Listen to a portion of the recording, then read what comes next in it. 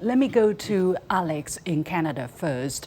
You have recently wrote a column for the South China Morning Post titled "A Remilitarized Japan Threatens More Than Just China," and you warned that the last Axis powers of Imperial Japan, Nazi Germany and Fascist Italy caused a global calamity.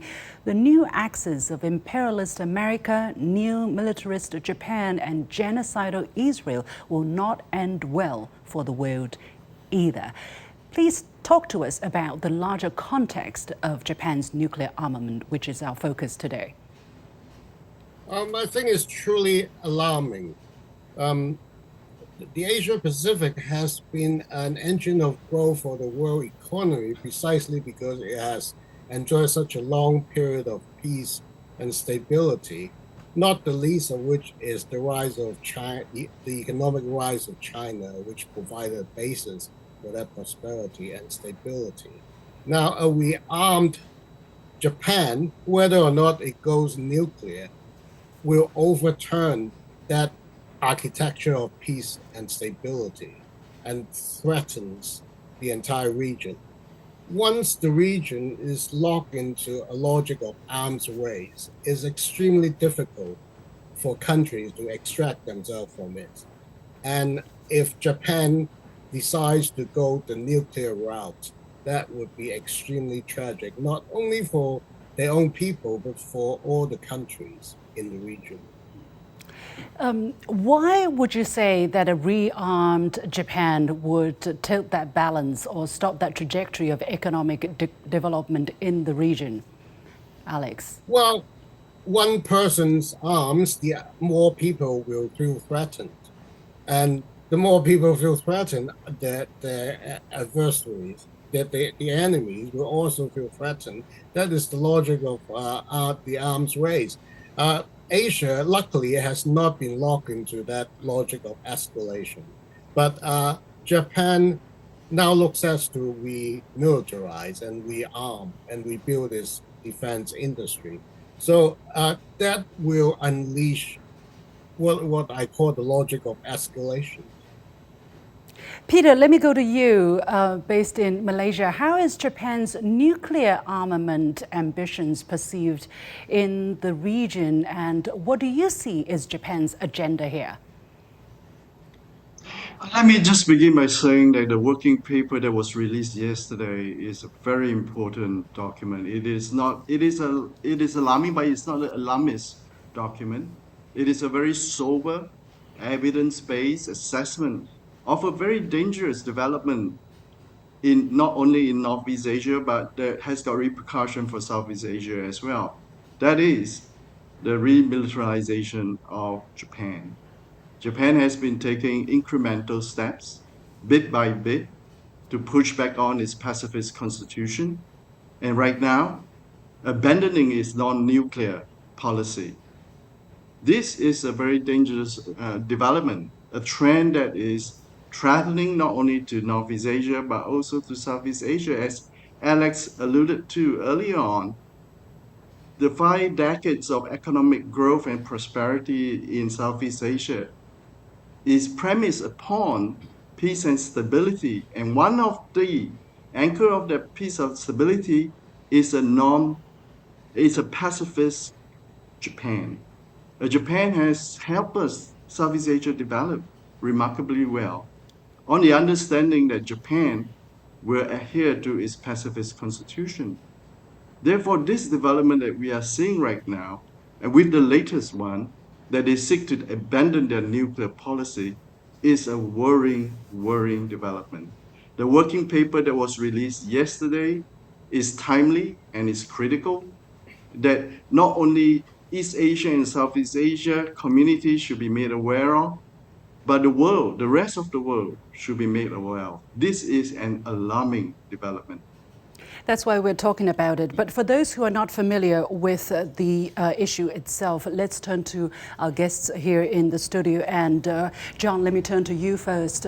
The three non-nuclear principles. It was first articulated by former Japanese Prime Minister Isako Sato in 1967, and then it was formally adopted in 1971. So over 50 years, this has been upheld by Japan. Why is Japan changed? Well, and it means namely not possessing, not producing and not permitting the introduction of nuclear weapons. Why is Japan trying to change it now? Well, there are a couple of things. First of all, there's a historic record that this three no principle has already been violated. For example, regarding the third principle, right, not introducing weapons in territory of Japan.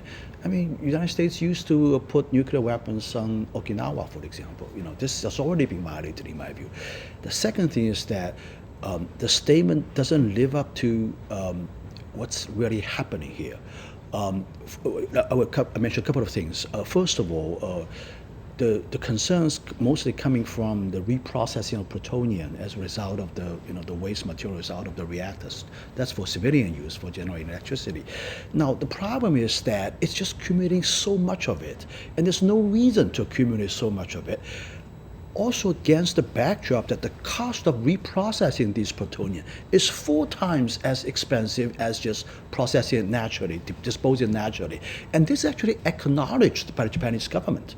And Japanese government actually tried to conceal that conclusion. You know, that raises huge doubt about what's the intention here, right?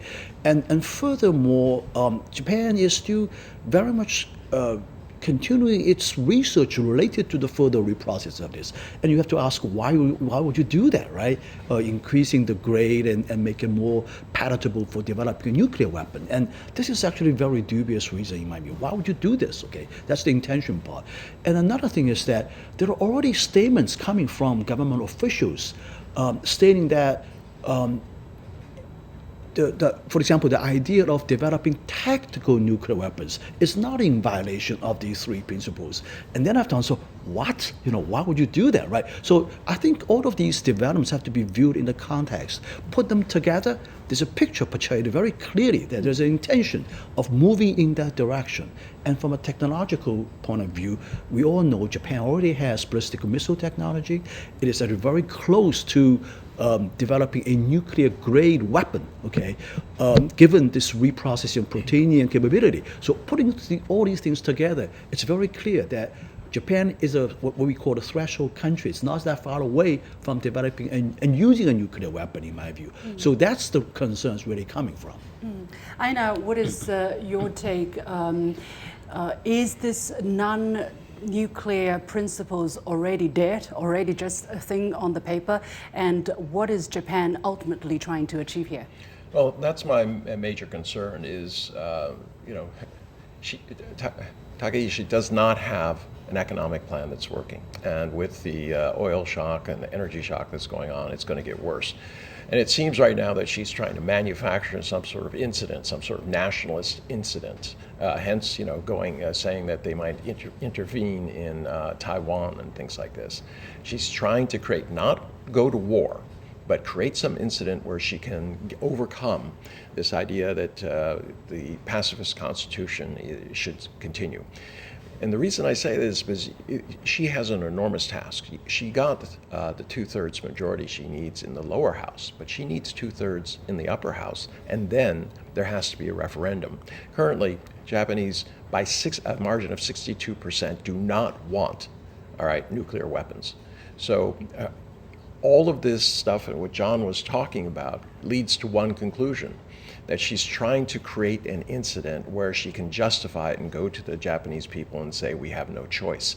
And I think this is mostly like many other countries in the world where you have leaders who do not have an economic plan, who are pushing their power through military or conflict.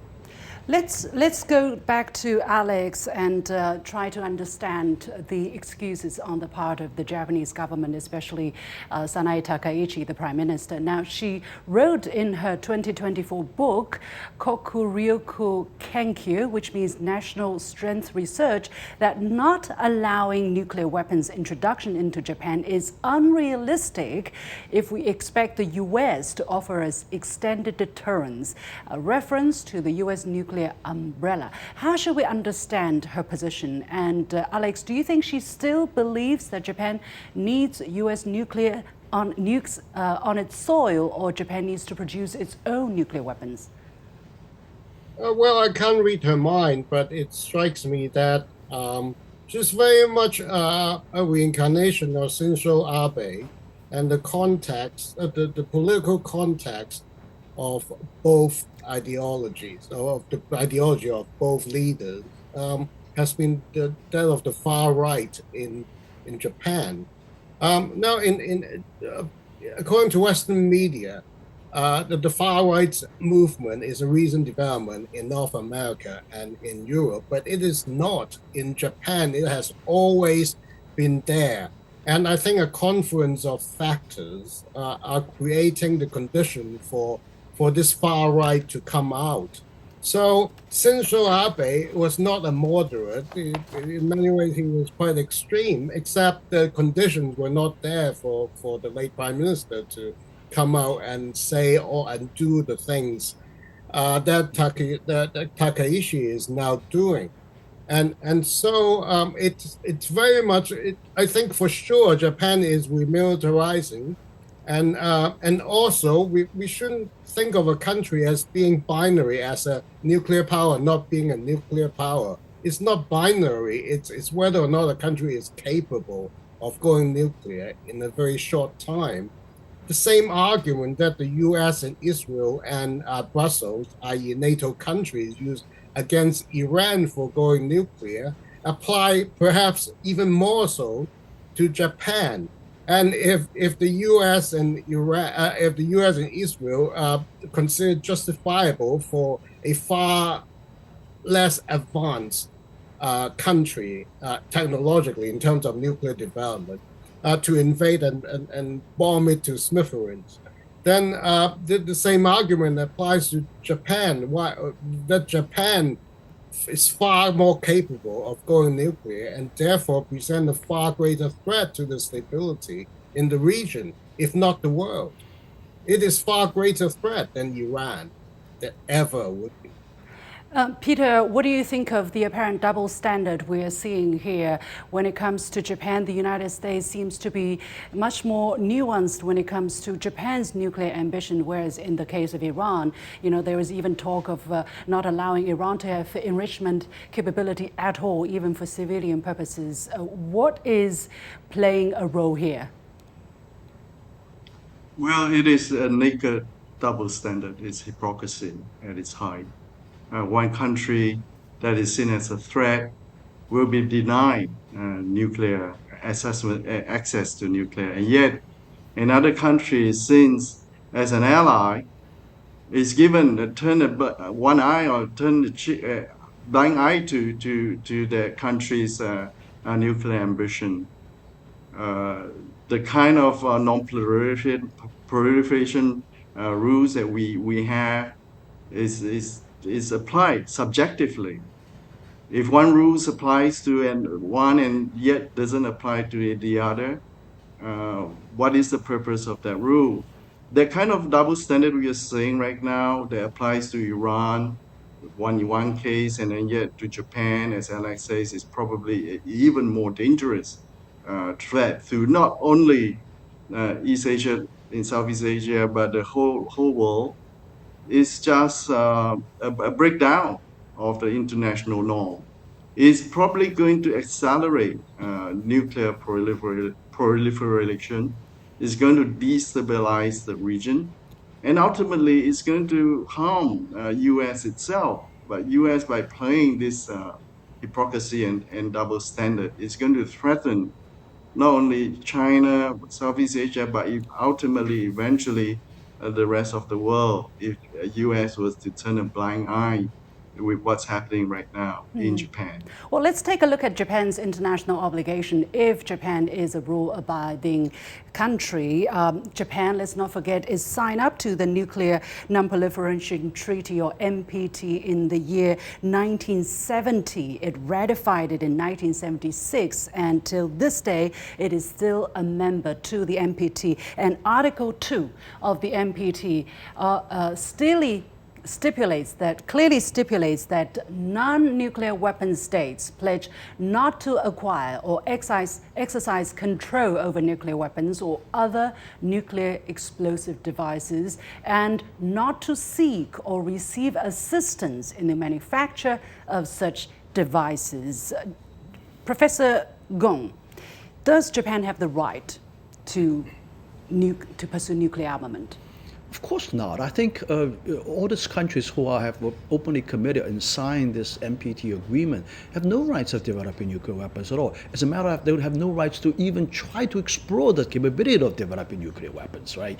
And particularly for Japan, a country, as you beginning of the program introduced, that has committed huge, enormous crimes against humanity during the Second World War, and the Japanese government hasn't really, come to a reckoning with that, and officially taking actions to, to be repentant about these war crimes. And as a matter of fact, the war crimes are still, they're enshrined in the temple, right? And Prime Minister visited herself. So these are clear indications that they haven't really taken a serious historically, politically correct position towards the war crimes. And on top of that, you have a country like this and talking about exploring and getting close to nuclear capabilities.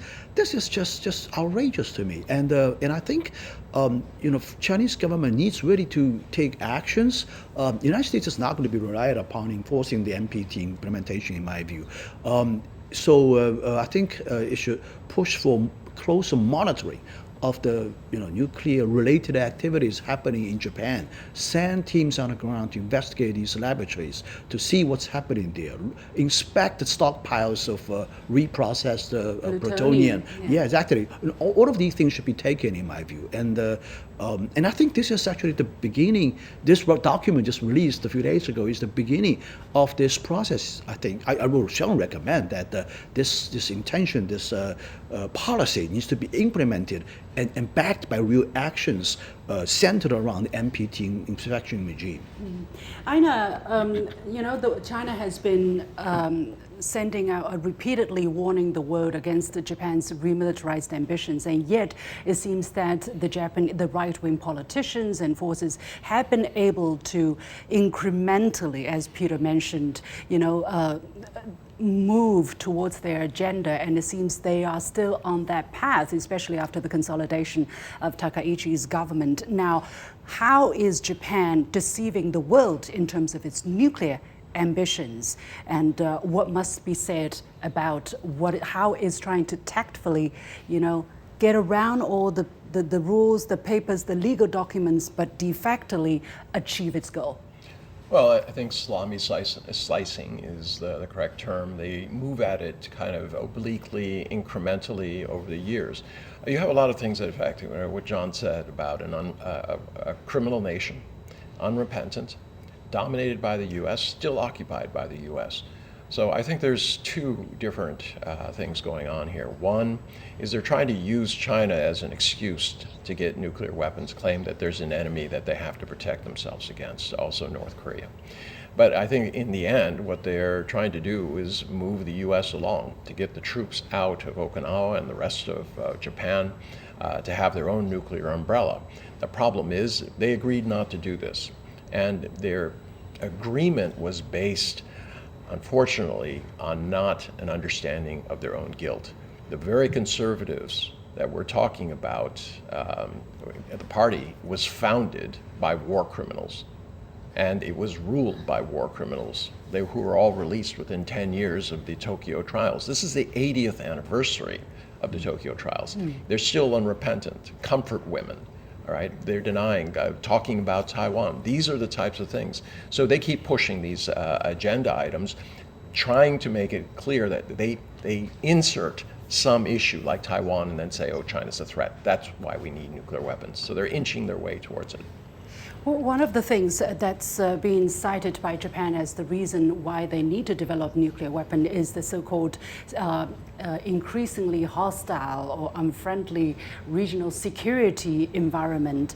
Alex, let me go back to you. Some people are arguing, well, Japan has the right to defend itself, with other countries potentially being more assertive, more aggressive, more hostile. Japan needs to rearm. How do you react to this kind of argument?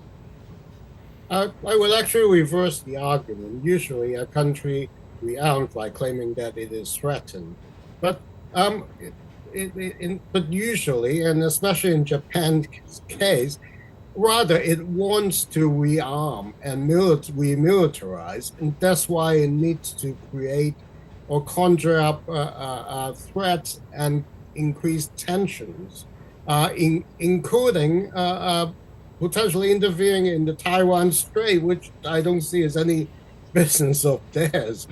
So, so I would argue it's not that tensions and security are increasing; it's just that they want to rearm and remilitarize, and so they need to justify doing so.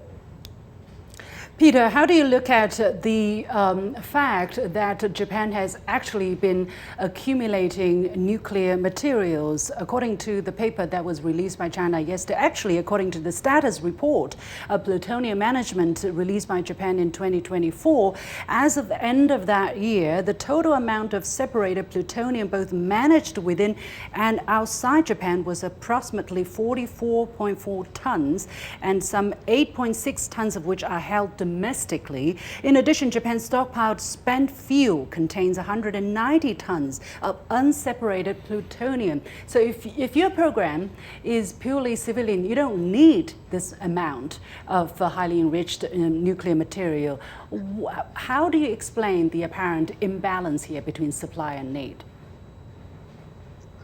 Well, let me just answer this in the context of Japan's own desire to have its ability to defend itself or rearmed. Japan wants to be quote unquote a normal country again. Of course, every country should have the right to defend themselves. But the problem with Japan is that it is not normal. It is not normal in the sense that it has never really accounted for the atrocity that it committed in World War II. Certainly from Southeast Asian perspective, Japan accumulating all these potentially nuclear power materials is a dangerous development precisely because of the history. Until Japan comes to a sincere, true, genuine reckoning with World War II, I think we will always feel uncomfortable to seeing Japan going down the path of a strong defense or military power again. Yeah, let me come back to the guest here in the studio. Well, if you ask the official Japanese position, they will say we have apologized. We have repeatedly said in one way or another that we did something that was bad, and let's move on. That's the official Japanese narrative. Well, that's the rhetoric. But look at real actions. It's a very different story. For example, high school history textbooks, they don't talk about Japanese aggression in Asia, including China, and they don't talk about the Nanjing massacre, for example, which involved over 300,000 innocent civilians being slaughtered by the Japanese Imperial Army. Japan, the Kung Fu woman issue Anna just raised, it refused to acknowledge its existence, and more importantly, look at the repeated prime minister's visit to the shrine, to the temple, where these the war criminals are being enshrined in these temples. So it is a clear indication that they don't have any intention of facing this history, to repent on the past atrocities, and even a lot of young people in Japan these days don't have a clue about what their grandfathers have done during that time. Not just young people. Actually, we saw a piece of news where a senior-aged Japanese woman was visiting a Japanese war atrocity exhibition in Japan. She cried. She said, "We had no idea that all of this actually happened," and she was indeed remorseful. Let me go back to Alex for the very last question. Alex, some people are saying China is overreacting. What do you want to say to those who think or who pretend to think this way? Is it only about China? Is it about the wider region? Or what's the implication for the wider world, what we're talking about, combining all the things we have mentioned? I think China is actually underreacting because it's not just China that is being threatened. It's the whole region could trap into this escalations. So the entire regions, all the countries in the region should be deeply concerned. And about the questions of war guilt, I would argue that for the far right, that the ideology of the far right in Japan is precisely to deny the existence of war guilt, and because of that, this ideology is concretely being translated into rearmament and remilitarizations. So yeah, I think we should all be very worried because there's an aggressive ideology behind it that is hidden, but well, no longer so hidden. Yeah. So I am deeply worried, and I think people in the region should be deeply worried. Finally, in the paper, in the working paper, and Peter, I want to wrap up with you. China actually called on the IAEA to step up inspections of Japan's nuclear activities. Given the current political atmosphere, do you think it is possible? Be very brief, please. Yeah, absolutely. That's the right move. We should really raise the alarm internationally, not only within the region, the international community. We should bring this up to the United Nations as well. The global community needs to be made aware of this dangerous development. Well, let's keep our fingers crossed.